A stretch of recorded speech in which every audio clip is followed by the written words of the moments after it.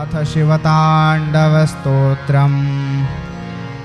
जटाटवीगलज्जलप्रवाहपावितस्थले गले वलं व्यलम्बिताम्बुजङ्गतुङ्गमालिका डमड्डमड्डमड्डमन्निनादवड्डमर्वयं चकारचण्डताण्डवं तनोतु नः शिवः शिवं।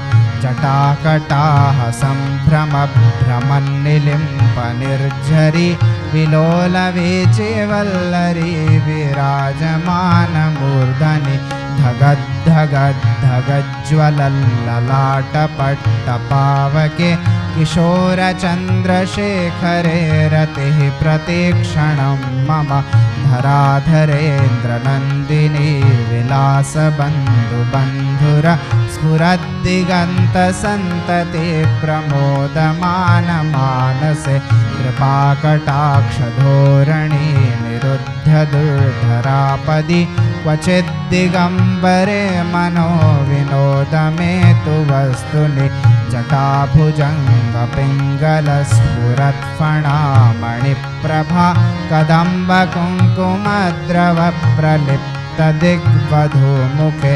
मदान्धसिन्धुरस्फुरत्वगुत्तरीयमेदुरे मनोविनोदमद्भुतं विभर्तु भूतभर्तरि सहस्रलोचनप्रभृत्य शेषलेखशेखर प्रसूनधूलिधोरणी विधूसराङ्घ्रिपीठभु भुजङ्गराजमालया निबद्धजाटजूटकः श्रियैचिराय जायतां चकोरबन्धुशेखर ललाटचत्वरज्वलद्धनञ्जयस्फुलिङ्गभा निपीतपञ्चसायकं नमन्निलिम्पनायकं सुधामयूखलेखया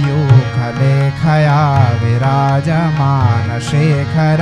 महाकपाले सम्पदे शिरोजटालमस्तु नः करालभालपट्टिका धगद्धगद्धगज्ज्वलद्धनञ्जया भूतीकृतप्रचण्डपञ्चसायके धराधरेन्द्रनन्दिनी कुचाग्रचित्रपत्रकप्रकल्पनैकशिल्पिनी त्रिलोचने रतिर्मम नवीनमेघमण्डली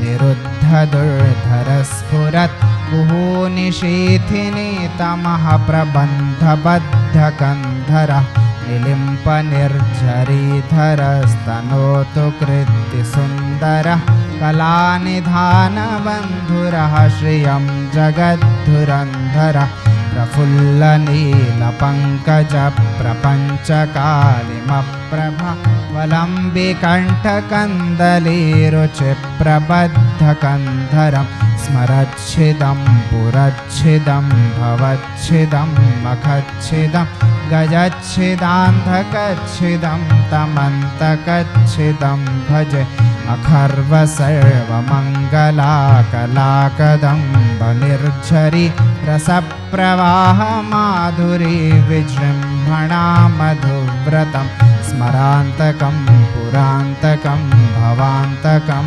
मखान्तकं गजान्तकान्धकान्तकं तमन्तकान्तकं भजे जयत्वदभ्रविभ्रमभ्रमद्भुजङ्गमश्वसद् विनिर्गमत्क्रमत्स्फुरत्करालभालहव्यवा धिमिद्धिमिद्धिमिध्वनन् मृदङ्गतुङ्गमङ्गल ध्वनिक्रमप्रवर्तितप्रचण्डताण्डवः शिवः दृषद्विचित्रतल्पयोर्भुजङ्गमौक्तिकस्रजोर्गरिष्ठरत्नलोष्ठयोः सुहृद्विपक्षपक्षयो तृणारविन्दचक्षुषोः प्रजामही महेन्द्रयोः समप्रवृत्तिकः कदा सदा शिवं भजाम्यहं कदा निलिम्पनिर्झरी निकुञ्जकोटरे वसन् विमुक्तदुर्मतिः सदा शिरस्थमञ्जलिं वहन् विलोललोललोचनो ललामभाललग्नकः शिवेति मन्त्रमुच्चरन् कदा सुखी भवाम्यहम्। पूजावसानसमये दशवक्त्रगीतं यः शम्भुपूजनपरं पठते प्रदोषे तस्य स्थिरां रथगजेन्द्रतुरङ्गयुक्तां लक्ष्मीं सदैव सुमुखीं प्रददाति शम्भुः। लक्ष्मीं सदैव सुमुखीं प्रददाति शम्भुः। लक्ष्मीं सदैव सुमुखीं प्रददाति शम्भुः।